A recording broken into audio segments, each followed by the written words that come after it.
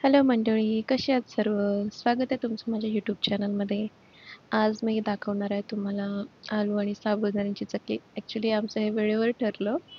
ते आधी मी केल्या होत्या, पण ते कसं ते रेग्युलरमध्ये तळून खात होतो त्याच्यामुळे ते संपल्या. तर मग वेळेवरती विचार केला की आता आहे ऊन तापत आहे त्याच्यामुळे मग बनवून घेऊ बा. नंतर मग बनवणं होत नाही. त्याच्यामुळे मी हे जे प्रमाण सांगत आहे तुम्हाला, माझ्याकडे होता फक्त अर्धा पाव साबुदाणा आणि मग पावभर इतके आलू घेतले मी त्यासाठी. आलू आधी बॉईल करून घेतली आणि आपण त्याचा आता किस करणार आहोत. आणि साबुदाण्याला मी रात्रभर भिजत ठेवलं आहे. ते मी तुम्हाला दाखवलं आहे आधी. ठीक आहे. हे असं किस करून घेतलं आहे आलूचं आपण. मग हे व्यवस्थित मळून घ्यायचं याला. हे मी आधी पण केल्या होत्या, पण ते कसं रेग्युलर याच्यामुळे मग संपल्या. त्याच्यामुळे मग केल्या. आणि आता ह्या मी 4-5 ना सुक्या मिरच्या घेतल्या लाल, ज्या आपल्या हिरव्या असतात त्या बाहेर ठेवल्या त्याच्यामुळे ते रेड होऊन जातात.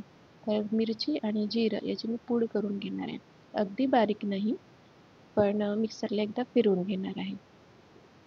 तर मी फिरवून घेतलं आहे. चेक करून घेऊया. अशा पद्धतीने मी जाडसरच केलं आहे.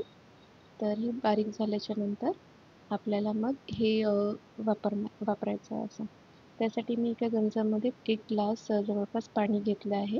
दाखवते आहे तुम्हाला बघा. 1 ग्लास पाणी घेतलं आहे आणि त्याच्यामध्ये आपण जी आता बारीक केलेली पूड आहे ना, ती टाकून घेणार आहोत.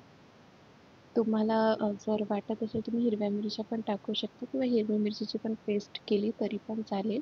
पण मला लाल घ्यायच्या होत्या त्याच्यामुळे मी लाल मिरची वापरली आहे.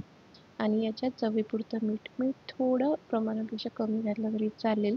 कारण वाळवणीचा पदार्थ आहे ना, तर तो ऑटोमॅटिकली मीठ कव्हर होऊन जातो त्याच्यामुळे. बघा आता हे टाकून घेतलं मी पाण्यामध्ये. पाण्याला उकळी आली की मग आपल्याला लगेच हा साबुदाणा टाकून घ्यायचा आहे. त्यासाठी तो मी आधी मोकळा करून घेणार आहे. आणि मंडळी, व्हिडिओ आवडल्यास लाईक करत चला प्लीज आणि सबस्क्राईब पण करा. बघा आपल्याला आता व्यवस्थितपणे मिक्स करून घ्यायचं आहे गरम पाण्यामध्ये. आता हा साबुदाणा आपल्याला ना वाफवून चांगला शिजवून घ्यायचा, म्हणजे जोपर्यंत हा ट्रान्सपरंट होत नाही ना, तोपर्यंत याला शिजवून घ्यायचं आहे. कारण त्या ट्रान्सपरंट झाल्याशिवाय ते कसं ना व्यवस्थित आपण जेव्हा तळतो की नाही ते तळल्या नाही जात. त्याच्यामुळे हे एक ट्रिक आहे. हे व्यवस्थितपणे ना छान वाफवून घ्यायचं याला झाकण ठेवून. बघा हे झालेलं आहे, ट्रान्सपरंट दिसायला सुरुवात झाली आहे ना इथे आपलं. तर आता आपण जो आलू किसलेला आहे तो त्यामध्ये टाकून घेऊया. व्यवस्थितपणे मिक्स पण करून घ्यायचं आहे याला, एकजीव करून घ्यायचा आहे चांगला. टाकून घेतला मी त्याच्यामध्ये आणि हे मिक्स करून घेत आहे.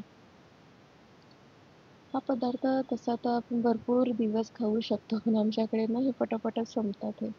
ॲज अ उपासाचंच म्हणून करत नाही मी. हे जनरली खायला पण छान वाटतं त्याच्यामुळे मी आवडीने करते. माझ्याकडे सर्वांनाच आवडतं हे. आता बघा हे छानपणे मिक्स करून घ्यायचं आहे. जोपर्यंत म्हणजे मी बघा गॅस ना बंद नाही केलाय. बारीक आचेवर हे एकजीव मिक्स करणार आहे चांगल्यापणे. बघा वाफा येऊन राहिल्या आहेत.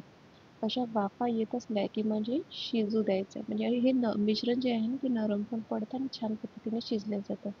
आणि बघा हे बारीक आचेवरच ठेवायचं आहे. अजूनही गॅस बंद नाही केलाय मी. ठीक आहे. मिक्स झाल्याच्या नंतर वाफ व्यवस्थित वरती आली की बस गॅस बंद करून द्यायचा आणि या मिश्रणाला ना थंड करून घ्यायचं आहे. अगदी गरम गरम नाही टाकायचं, कारण आपण ना पॉलिथिनवर टाकतो हे. तर कसं आहे, कोणत्याही पॉलिथिनवर आपण गरम मिश्रण नाहीच वापरायचं, कारण ते सध्या तरी आपल्या आरोग्यासाठी बरं नसतं. ठीक आहे. आणि तसंही साबुदाण्याचे हे कसं गरम गरम व्यवस्थित पडत नाही, त्याच्यामुळे थंड करूनच व्यवस्थित पडतं.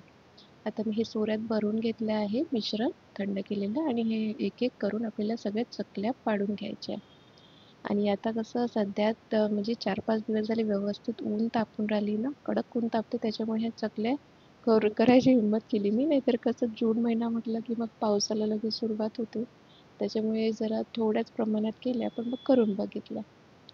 तर मग अशा एक-एक करून सगळ्या चकल्या पाडून घ्यायच्या आपल्याला. आणि मी ह्या परड्यावरच केल्या थोड्याच प्रमाणात. माझ्याकडे ही मोठी कॅरी बॅग होती. तुम्ही पण तसं करू शकता.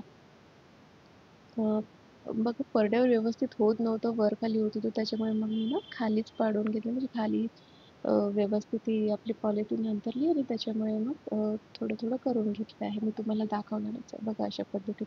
आणि छोटे-छोटे जे राहिलेले होते ते मिश्रण त्याचे मी असे ना वड्यासारखे दाबून घेतले. हे आपण तळून छान होतात.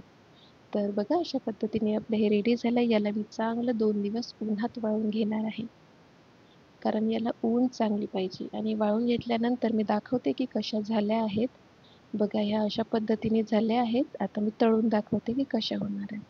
बघा तेल तापून घ्यायचं व्यवस्थितपणे आणि ही एक चकली तळून बघायची. बघा छान फुलते आहे हे आणि खायला पण छान तिखट. कारण मी लाल मिरच्या जरा जास्त वापरल्या त्याच्यामुळे लालसर आणि मला तिखट आवडतात ह्या.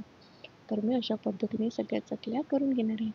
तर आवडल्यास तुम्ही पण लाईक आणि सबस्क्राईब करा आणि खरंच करून बघा. बघा तळून मी तुम्हाला साईज पण दाखवते. दुप्पट फुगली ना. Thank you.